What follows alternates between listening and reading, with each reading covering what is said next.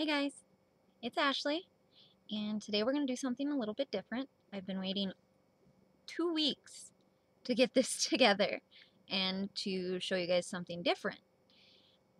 It's going to be like a book haul. I ordered all these on Amazon, except for one I bought at Walmart.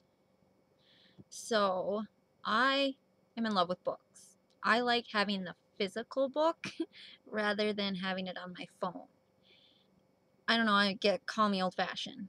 I can't do the Kindle or on my phone or Audibles or anything. I have to see it and hold it and just have it.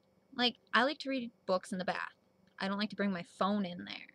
My phone costs, $200-$300. A book costs me 15 to 20, if not less. So, better to bring a book.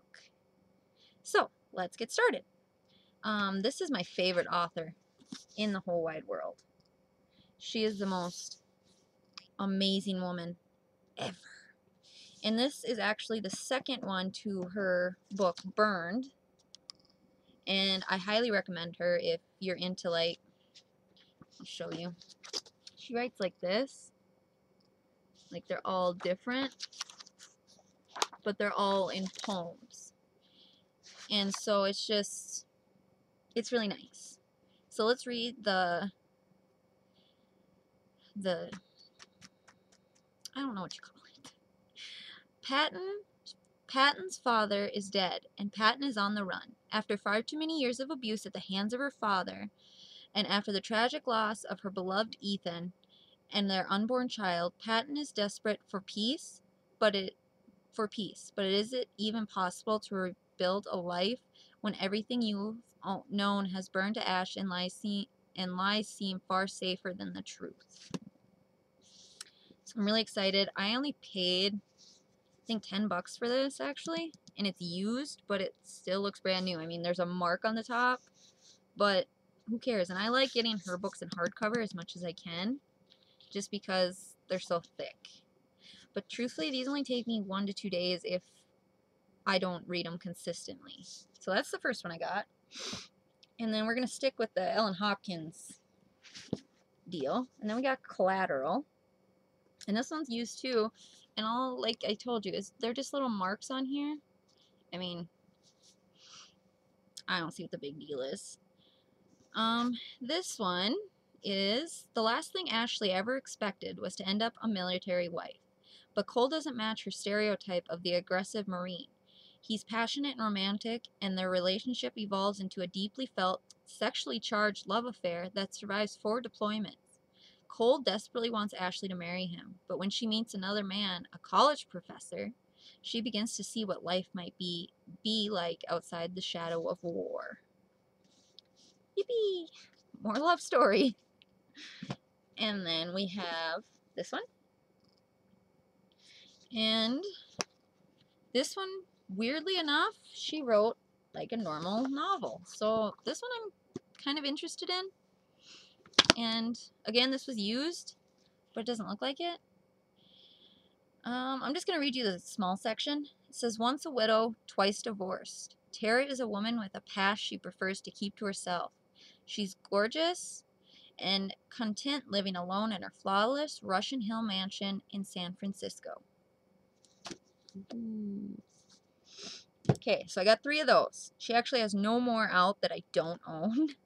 My fiance actually built me a shelf that spells out love, and that's where I'm putting all my Ellen Hopkins, because I want hers to be separate from everybody else, because she's just a lot more special to me than all the other ones. Alright, so let's move on. Now these are some of my favorite books. I own the other 2. Yeah, and these are the other 2 that are out. It's these.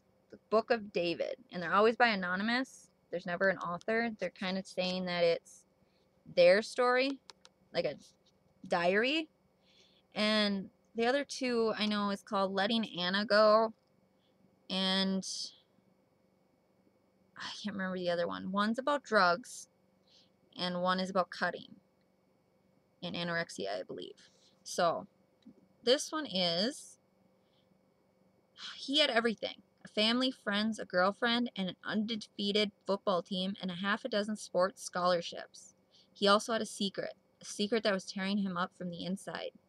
Then he met someone who could understand him and his secret like no one else. But nothing stays secret forever. I'm really excited. What sucks is the last two I read ended awful. I was actually crying. And so I'm kind of hoping that these ones quit ending like that. So we'll see. And then we got this one. Another one. This one is, she was always responsible.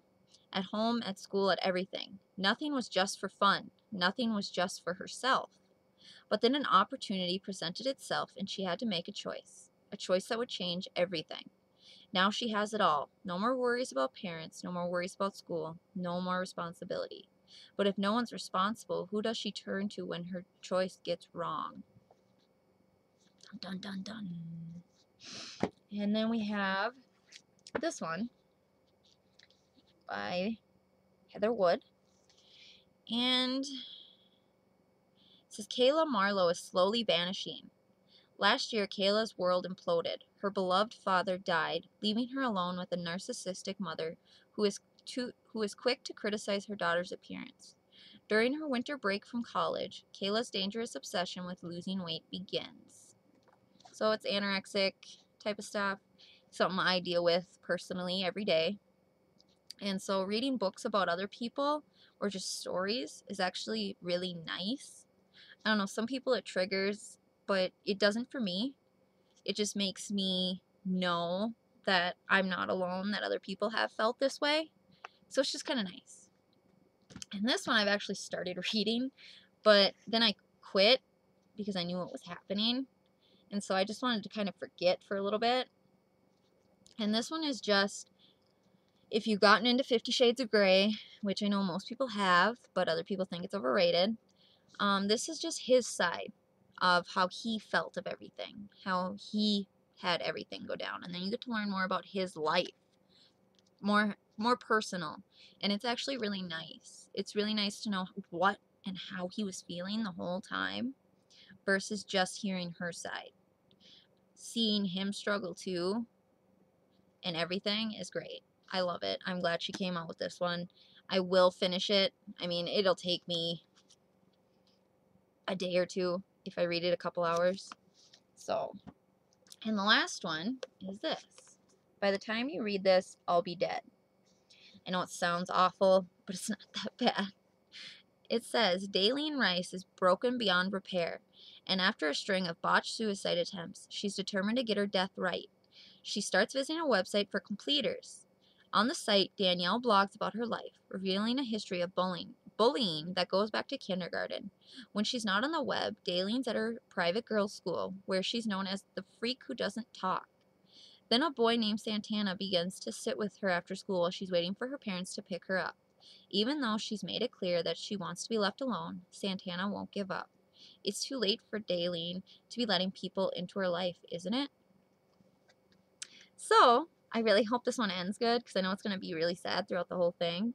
But I have a feeling that he makes her change her mind, which is awesome because when someone walks into your life when you're feeling suicidal or you don't feel like you're worth anything, it's really nice to have that person show you that you do mean something, that you do belong in this world, that God doesn't want you to kill yourself because your life isn't over. You haven't completed what he wants you to do. You know, God leaves us on earth until he thinks we have completed what we were set out to do, who we were set out to be. That's another talk. I have a lot of different views on religion and God and all that, and some people agree, some people don't. We'll have to talk about it one day if you guys are interested. So, those are the books I got, and I will do reviews on them once I read like half the stack instead of doing a video for each individual one. Let me know if you guys have ever read any of these, or, you know, if you have books like them that you think I'd really enjoy. Just let me know in the comments down below or anywhere else. So, I hope you guys are doing amazing today. You're all beautiful. Bye.